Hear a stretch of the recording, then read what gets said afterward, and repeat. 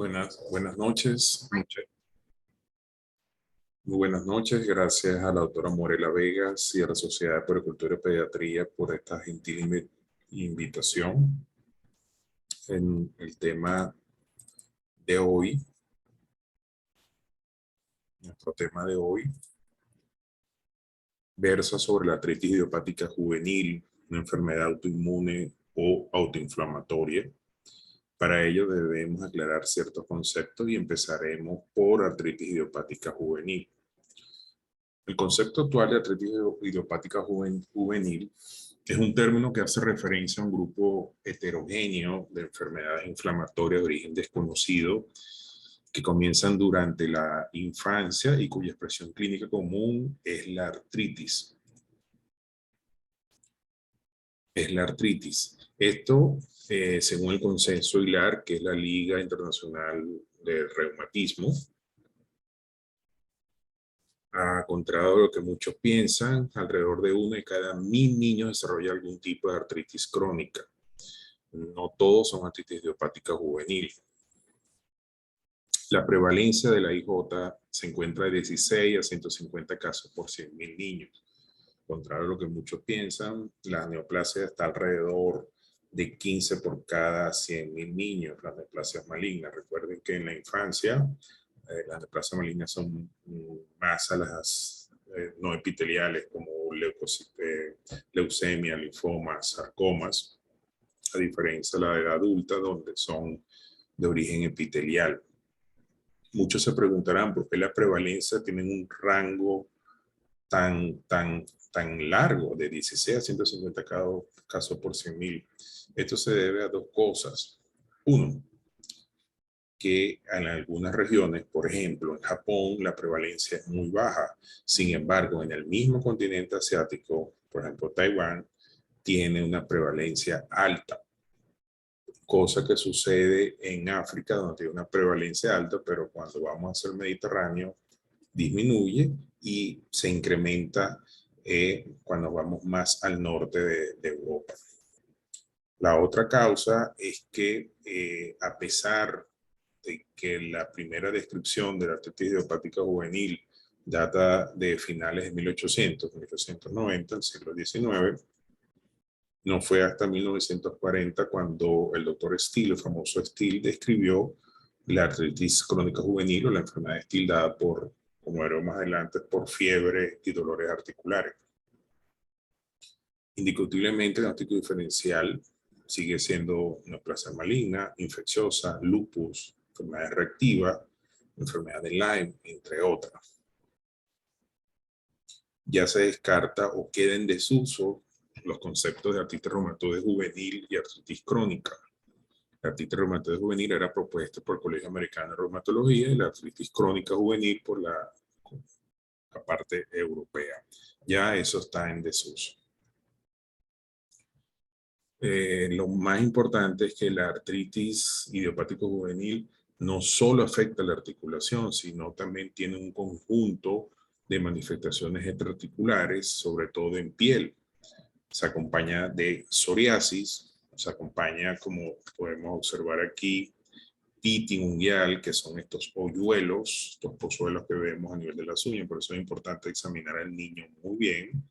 Se acompaña de exantema evanescente, como la artritis variedad sistémica, esa lesión asalmonada, uveitis, afectación de la uvea, y en los niños con cuadros diarreicos y dolores cólicos con la enfermedad de Crohn.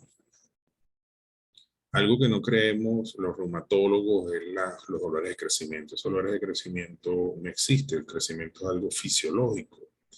Pero cuando empezamos a estudiar esta serie de casos de esos pacientes referidos como dolores de crecimiento, observamos que no es más que unas tenosinovitis o unas tendinitis asociadas a lo que conocemos desde el año 1964 como hiperlaxitud articular, después hipermovilidad articular, definida por los criterios de Beighton, como laxitud benigna. Aquí observamos a la niña más elástica del mundo, considerada por el libro Guinness, la niña Zlata de Estonia. Y para eso utilizamos el score de Baton, que todavía sigue vigente desde el año 73, caracterizado por la hipertensión mayor de 10 grados a nivel del codo, hipertensión de la rodilla, esa tibia recurvatum que frecuentemente vemos en los niños con esos supuestos dolores de crecimiento, la oposición del pulgar en su cara volar, la flexión del tronco, fíjate cómo la niña en este caso puede colocar las palmas a nivel del piso, y la hipertensión de los dedos, aquí vemos el dedo índice mayor de 90 grados. Ya definimos AIJ, ahora vamos a definir qué es una enfermedad autoinmune y una enfermedad autoinflamatoria. No son iguales. La enfermedad autoinmune, la típica, es el lupus, donde existe una serie de autoanticuerpos, de hecho es la que más autoanticuerpos tiene, y entre sus criterios diagnósticos amerita tener la presencia de estos autoanticuerpos. Entonces, vemos que desde el punto de vista de inmunidad es más frecuentemente la inmunidad adaptativa la que conseguimos, o sea, células especializadas tipo B o T, a diferencia de la autoinflamatoria, donde la mayoría de las células son de la inmunidad innata, tipo macrófagos, monocitos, fagocitos. Las características clínicas son ataques recurrentes, tipo trigger local, a diferencia de la autoinmune, que es una enfermedad progresiva, lineal. Vuelvo y repito, en la autoinflamatoria no hay autoanticuerpos, a diferencia de las autoinmunes donde existe autoanticuerpos. La susceptibilidad genética es a predominio poligénico en el caso del autoinmune en comparación con la autoinflamatoria donde hay pocos genes o es monogénica. Modelo de inflamación es el caso de las inflamatorias explicadas por el modelo de peligro, danger, donde hay un inflamasoma, donde despierta una cascada de inflamación debido a un daño y no existe su parte contrarregulatoria para frenar este mecanismo de defensa. En cambio, la enfermedad autoinmune existe un modelo discriminativo donde no puede diferenciar de lo propio o no propio. Como le dije, una de las enfermedades mayormente autoinmunes es el lupus, y la diabetes tipo 1 juvenil, la artritis de Hashimoto, a diferencia de las autoinflamatorias, donde la más común está gota, enfermedad de Crohn, enfermedad de BC. Y la enfermedad monogénica es como la fiebre mediterránea familiar. La IJ es un trastorno heterogéneo. Posiblemente el avance de los criterios diagnósticos y el pronóstico, a pesar, como les dije, que fue descrita por Steele en el año 1940, pero desde el año 2001, después de la revisión en 2007 y 2014 y 2011, se conoce como artritis idiopática juvenil, porque es un trastorno donde la causa es multivariada, desconocida y es muy heterogénea. Los criterios diagnósticos que utilizamos es que debe ser una artritis antes de los 16 años.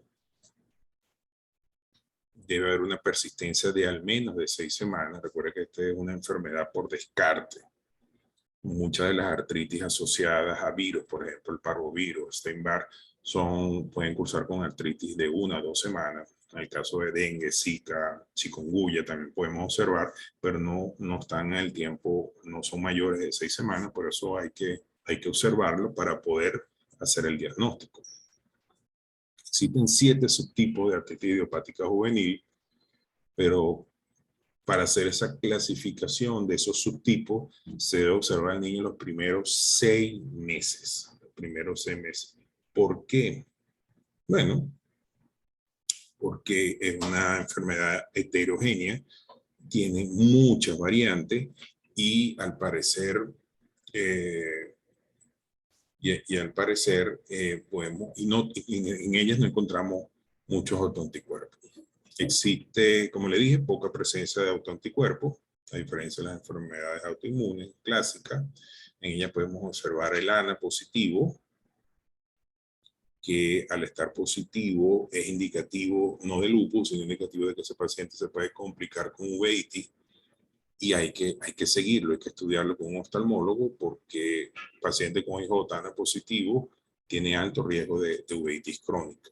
El factor reumatoide R3 es el que menos nos preocupa, porque la mayoría de estos pacientes son R3 negativos. La presencia del anticuerpo citrulinado es escasa, inclusive en aquellos pacientes con R3 positivo, anti-CCP negativo. Hay que seguirlos.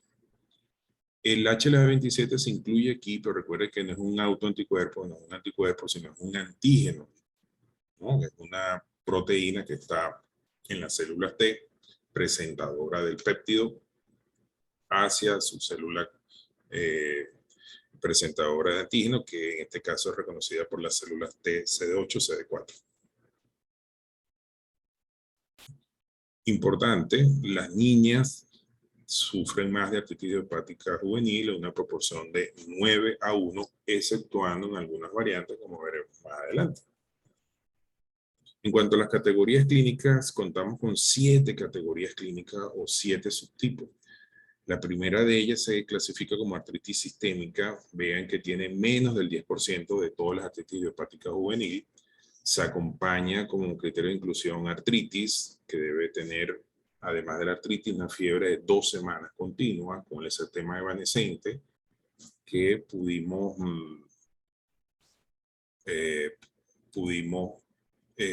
verlo en las láminas anteriores, ese exantema que hay a nivel del tronco, de abdomen, asalmonado, de color salmón. Pero también el hilar, para clasificarlo, puede tener, ese paciente no puede tener artritis, pero debe tener al menos 2 criterios previos dados por el exantema y la fiebre continua, más los 2 siguientes, que serían adenopatías, policeropatías y hepatoesplenomegalia. Entre los criterios de exclusión, por supuesto, está el que no tenga psoriasis, que no tenga presente el HLA-27. El C se refiere a que no tenga antecedentes familiares de espondilitis anquilosante, y el D, que el factor reumatoide sea negativo, por supuesto. La oligorticular es la más frecuente de todas las AIJ, ocupa alrededor del 60% de los casos, y como su nombre indica, debe tener una artritis de menos de 4 articulaciones. Ella se subdivide a su vez en persistente, cuando tiene menos de 4 articulaciones, y persiste después de los 6 meses. Recuerde que todos los pacientes tenemos que vigilarlos para poderlos subclasificar. Y persiste con menos de 4 articulaciones. La extendida, después de los 6 meses, durante los 6 meses de seguimiento, puede tener 5 más articulaciones, pero sigue siendo oligoarticular. ¿Y por qué no poliarticular? Bueno, porque el comportamiento de estos pacientes con variedad articular extendida es muy diferente a los pacientes con poliarticular. Recuerden que el oligoarticular es más frecuente en niñas y presenta un ANA positivo. Ahora bien, tenemos las 2 variantes que siguen, que es la variante poliarticular con factor reumatoide positivo y poliarticular con factor reumatoide negativo. Estas 2 ocupan el 20% de todas las AIJ, más sin embargo, la poliarticular con factor reumatoide positivo ocupa el 1/3 de este 20%, o sea, la menos frecuente. La artritis, como bien saben, es más de 5 articulaciones, los 6 primeros meses de enfermedad, pero debemos medir, así en la primera evaluación tenga un factor reumatoide positivo, tenemos que repetirle el factor reumatoide al intervalo de 3 meses, y si vuelve a salir positivo, lo catalogamos como variante poliarticular, factor reumatoide positivo. La otra variante, la poliarticular factor reumatoide negativo, que ocupa el 2/3 de todas las poliarticulares, al igual que su compañera, tiene 5 más articulaciones afectadas, y en el seguimiento de los 6 primeros meses persiste con factor reumatoide negativo. Las artritis relacionadas con la entesis, esta difiere de las otras que es más frecuente en varones y en etapas más tardías, esos varoncitos de 12, entre 10, 12 y 14 años, donde existe artritis y entesitis, hay presencia importante del HLA-B27 positivo, del antígeno HLA, y cuidado, dolor inflamatorio lumbosacro o raquialgia inflamatoria. ¿Cómo es ese dolor inflamatorio? Bueno, es el típico dolor al despertarse con rigidez matinal. Cuando le está en reposo, le molesta, le cuesta pararse, le da dolor de columna. En cambio, cuando está jugando, cuando está en actividad, o como dicen la madre, los padres, echando varilla, no le incomoda el dolor y eso le llama mucho la atención. Mientras él esté jugando y echando varilla, no le duele la columna. Ese es el caso típico de este varoncito con artritis relacionadas a entesitis. Y se acompaña de uveitis anterior aguda. En el caso de artritis psoriásica, que es la sexta variante, ocupa menos del 5%, un paciente con artritis y psoriasis, pero tienen que estar pendientes porque de repente él no tenga psoriasis, pero su familiar en primer grado de consanguinidad, madre, padre y hermanos, tengan psoriasis. Entonces siempre hay que indagar e interrogar a los familiares. Mira, hay caspita, hay seborrea, tu hermano, tu papá, tu mamá, en un paciente con artritis psoriásica, y siempre mirarle las uñas, ese pitting uveal, esos hoyuelos, esa onicolisis, esas uñas que tú lo ves, que muchas veces van al dermatólogo por hongos o le ponen tratamiento por hongos y resulta que es una onicolisis o una onicorexis secundaria a una psoriasis unguial, no da el diagnóstico. Por último, la menos frecuente de todas es la artritis indiferenciada, que es aquella artritis que durante los 6 meses de seguimiento llena más de 2 categorías de las variantes que las preceden, pero no llena ninguna de ellas. Eso es importante recalcar. Ahora bien, ¿por qué dejamos la artritis sistémica como la primera? ¿Por qué la describimos en toda la literatura está de primera, a pesar de que ocupa menos del 10% de toda la IJ? Bueno, tiene uno, importante la historia. Recuerden que el doctor Steele en 1940 fue el primero que la describió y la clasificó como artritis crónica de la infancia. Y por respeto se deja desde un punto de vista histórico. Pero a nuestro parecer es porque uno difiere de las demás que no está ligada al sexo. La mayoría de las AIJ, como les comenté hace un momento, es más frecuente en las niñas, en una proporción de 8-9-1. En esta no está ligada al sexo. Y otro dato importante, que es más frecuente en esos niños pequeños, esos niños menores de 5 años, que cursan con fiebre, exantema, irritabilidad, que está muy tocado. Y algo muy importante, muchas veces no tienen artritis. Estos pacientes lo que tienen es dolor, impotencia, exantema, irritabilidad. Y lo otro, que la dejamos siempre aparte, a diferencia de las demás, porque es la más temida por los reumatólogos. ¿Por qué es la más temida por los reumatólogos? Porque siempre nos llaman tarde. Entonces existe una regla mnemotécnica en reumatología que se llama late. Todo niño menor de 5 años con fiebre persistente más de 2 semanas, exantema, y observamos que tiene leucocitosis, anemia, trombocitosis, aumento de los reactantes de fase aguda, por favor, descántele una AIJ sistémica anteriormente llamada por su epónimo enfermedad de Steele. ¿Por qué es temida? No solo porque llegamos tarde, sino es la que más se encuentra asociada al síndrome de activación macrofágica más, para diferenciarlo del SAM, que es el síndrome de absorción de mecomio, creo que lo llaman los neonatólogos. El MAS es lo más temido porque tiene una alta letalidad.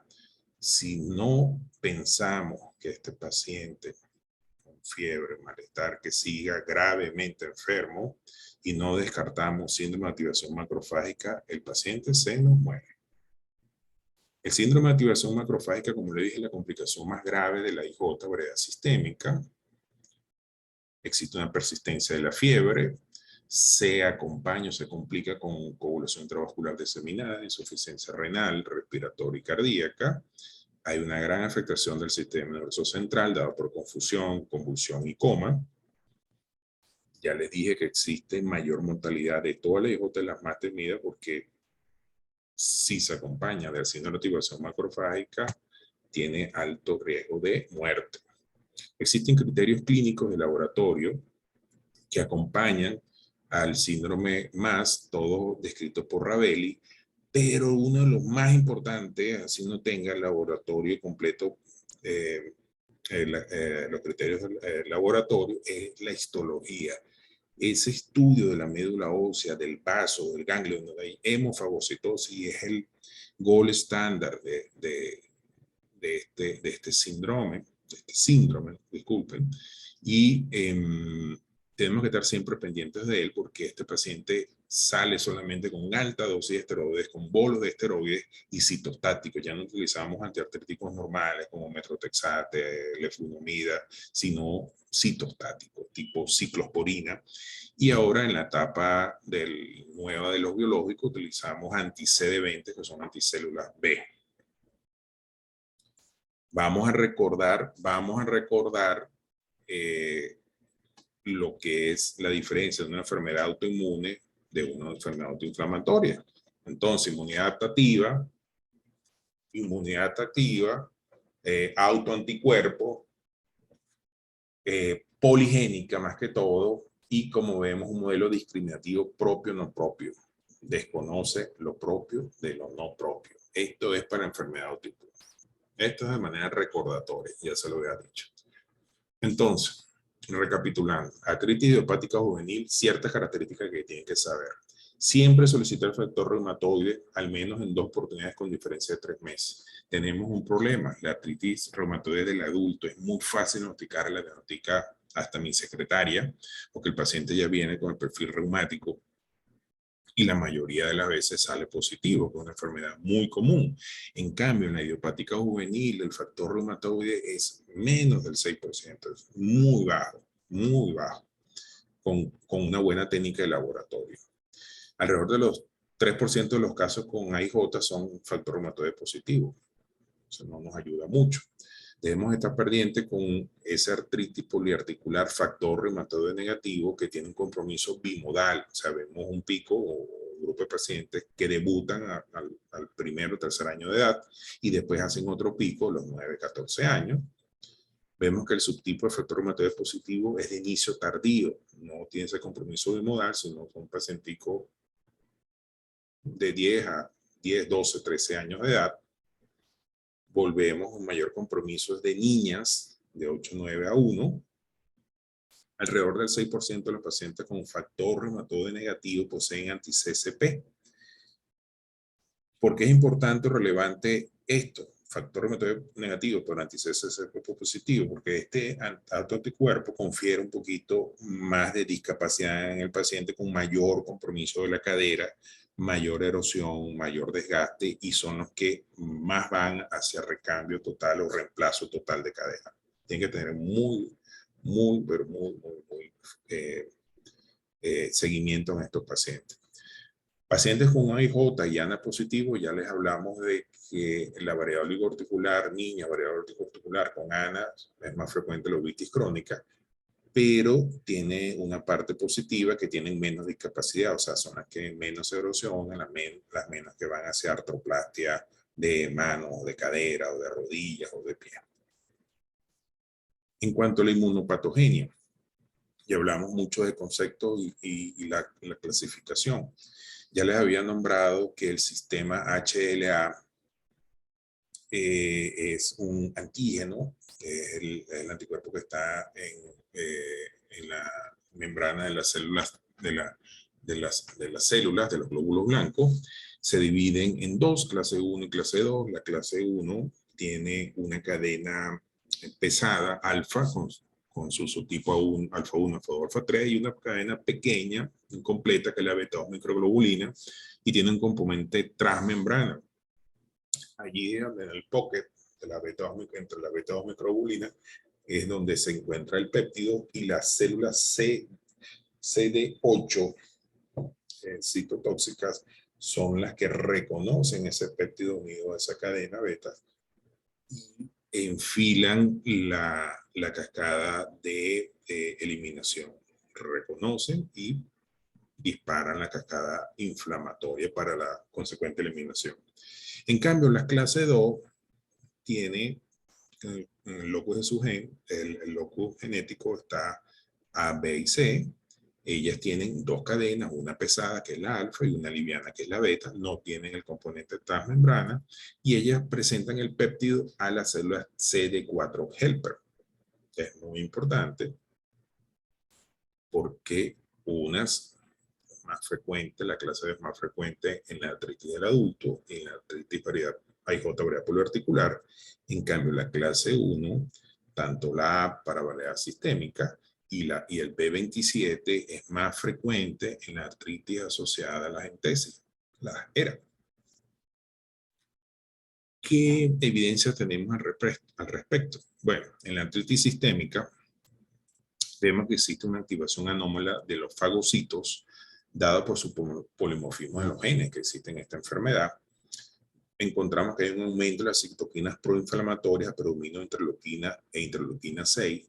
Por eso que estos pacientes están gravemente enfermos. Son citoquinas que aumentan los trombocitos, aumenta la anemia y aumentan las transaminasas y la fiebre. Y lo otro, vemos incremento de la proteína S100, que es típica de los macrófagos, típica de las inmunidades innatas. ¿Se recuerdan el recuadro que algunas son autoinmunes más para inmunidad adaptativa y las otras son inmunidad innata, donde hay células de macrófagos monocitos implicados en ello? Y por consiguiente, este paciente está gravemente enfermo. Vemos entonces desde el punto de vista genético los polimorfismos mayoritarios que codifican la interleuquina 6 y los inhibidores de macrófagos. En cuanto a la categoría oligoarticular, aquí coloqué oligoarticular y poliarticular con factor reumatoide negativo porque comparten ciertas características. Una de ellas es que desde el punto de vista genético tiene tanto la clase 1, H2 y clase 2, HLDR4, poliarticular. Existe un desequilibrio proinflamatorio con falla de la tolerancia, son ANA positivos, y está mediada por las células CD4. Recuerda que son las que reconocen al péptido ligado al sistema meiótico patilidad clase 2. ¿Qué células, linaje celular está asociado? TH1, THC17 y T regulador. Esto es importante que lo veamos más adelante en un link de una inmunopatogenia que está actualmente en boga. En el caso de la variedad poliarticular, existe una alteración en las moléculas que inducen neovascularización. La neovascularización es muy típica de la artritis reumatoide del adulto. Existe una entrada de células inflamatorias en la articulación con destrucción del cartílago y desde el punto de vista genético, a predominio de HLA-DR4 y DR14. En cuanto a la artritis entesítica, social entesítica, es la ERA, como está asociado al antígeno HLA-B27, que es de la clase 1, que presenta el péptido artritogénico a la célula CD8 citotóxica, vemos entonces que hay mayor respuesta a CD8 y aumento de los receptores TNF-alfa. La artritis psoriásica, que está muy ligada al gen de la interleuquina 23, que está muy ligada a la agregación familiar. Recuerden que para hacer el diagnóstico tiene que estar, muchas veces se encuentra asociado con familiares, en primer lugar con sanidad, con psoriasis. No necesariamente el paciente, el niño, tiene psoriasis. Puede tener el pito unguial, no puede tener psoriasis, pero su hermano, su mamá, su hermana, su papá tienen psoriasis. Vemos que existe una respuesta CD8 que está más ligada, por supuesto, a antígeno de compatibilidad clase 1. Existen monocitos en superantígenos con aumento del factor necrosis tumoral. Por eso que a estos pacientes les va bien las nuevas terapias anti-TNF, las terapias biológicas, sobre todo anti-TNF, que ayudan a controlar tanto la parte articular como la parte de psoriasis.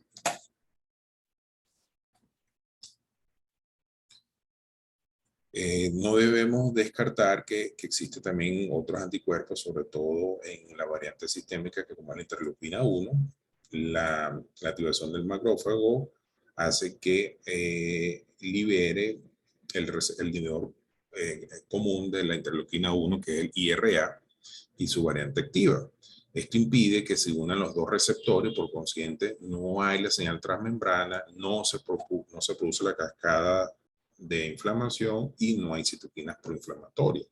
En cambio, la presencia de interleuquina 1 sin su inhibidor natural hace que se unan los dos receptores transmembrana y se produzca la señal al núcleo a través de NF-κB y produzca la cascada de inflamación.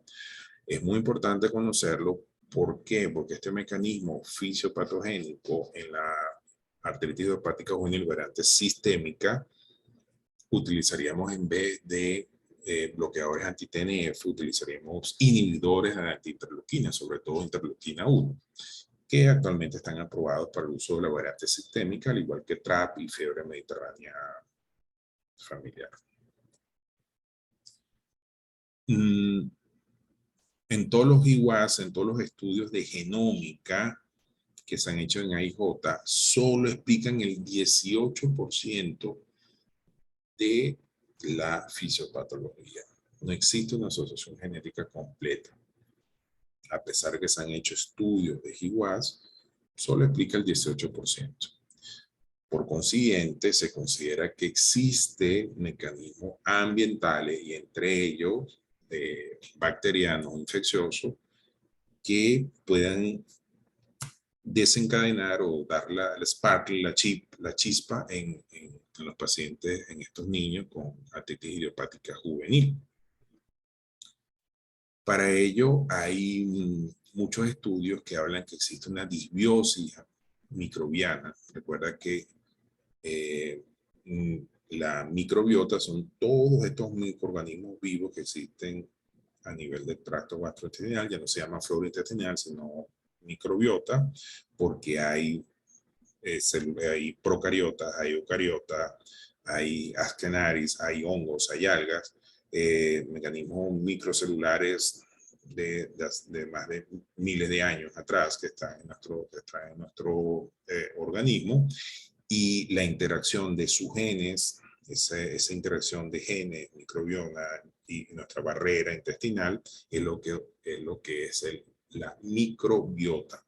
Al existir una disbiosis, porque existe un desequilibrio de balance de estos microorganismos que están con nosotros hace millones de años, miles de años, puede existir un disparador donde existe un cambio de celularidad a nivel de estas mucosas y por consiguiente hay un cambio de respuesta TH1 T reguladora que aumenta la permeabilidad de la mucosa, aumenta el mimetismo molecular, buscando un péptido artritogénico a nivel de las articulaciones, donde también cambia la celularidad de células TH17 por TH1. Pero ¿qué evidencia tenemos de eso? Bueno, la evidencia que tenemos es que muchos de los pacientes con AIJ vemos que existe una disminución de las células T reguladoras a nivel del líquido sinovial como a nivel sérico. Y eso lo explica posiblemente por el mimetismo molecular de los péptidos bacterianos con autoantígenos que están en el cartílago de cada articulación. Aquí vemos cómo Verboer clasificó ese link microbiota artritis, dividiéndolo en tres grandes grupos: alteración de la homeostasis mucosal, composición de la microbiota y el uso de antibióticos prolongados. ¿Qué evidencia tenemos en la alteración de la hemostasis mucosal? Bueno, tanto por la oligo, la poli y la entecítica, hay aumento de la actividad de la ureasa, cosa que si tuviese una hemostasis del tracto gastrointestinal, no se hubiera aumento de la ureasa y por consiguiente aumento de la permeabilidad intestinal, ¿no? Y esos cambios de celularidad y de, como lo habíamos dicho, disminución de las células T reguladoras. Por consiguiente, no pueden contraponer, o sea, no existe el mecanismo contrarregulatorio, perdiendo la homeostasis, haciendo que ese cambio de celularidad a células proinflamatorias. La composición de la microbiota, bueno, entre los microorganismos que conviven con nosotros hace miles de años están los Firmicutes y los Bacteroidetes, que han hecho cultivos tanto de intestino como de tejido de estos pacientes a través de biopsia y vemos que existe disminución de esta microbiota en comparación con pacientes sanos. El uso de antibióticos prolongados en AIJ comparado con humanos, pacientes sanos, vemos que la asociación es dosis y tiempo dependiente. Mayor dosis, mayor tiempo de uso de lincosamina y cefalosporina, existe mayor incremento, mayor riesgo para AIJ. Les comenté que la nueva clasificación en su última revisión 2011, que es a través del ILAR, donde habla que es un grupo heterogéneo, inflamatorio, crónico, y que debe ser en artritis en menos de 16 años. La gente de Printo, que son un organismo internacional formado por pediatras reumatólogos, en el 2020 lanzó lo que es un bosquejo de la nueva clasificación, porque hicieron un seguimiento por más de 20 años, y ellos proponen subir el criterio de clasificación de 16 a 18 años y en vez de clasificarlo en subgrupo, clasificarlo como trastorno por lo heterogéneo que son estas enfermedades. La presencia de artritis sistémica no se incluye, como ya les comenté antes, la artritis variedad sistémica, lo que menos tiene es artritis. Lo que menos tiene es artritis. Hay toque estabanal, fiebre, hepatoesplenomegalia, leucocitosis y anemia. Por eso no lo excluye. Ellos quieren quitar que necesariamente sea con artritis. La presencia de artritis más de 6 semanas de duración se menciona ahora como criterio pertinente para el caso de artritis sistémica. Esas son las propuestas de Printo, que son la misma gente que ha estado en el ILAR y en el ACR regular, pero ellos quieren proponer en el 2020. Todavía esto no se ha aprobado y no es aceptado por toda la sociedad de organismos internacionales. Pero para que estén pendientes. Como le dije, se han aprobado nuevos fármacos para la IJ, entre ellos tenemos el Rilnosaneb y el Canimumab, que son inhibidores de interleuquina 1, uno son humanizados y otras proteínas de fusión, vía subcutánea, para buen control de la IJ.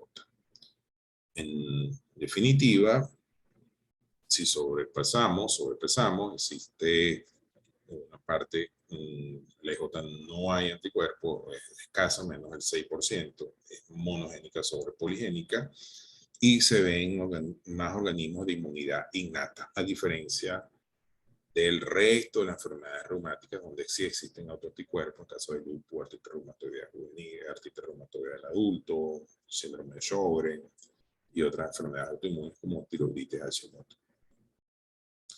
Muchas gracias y abro la sesión de preguntas y respuestas.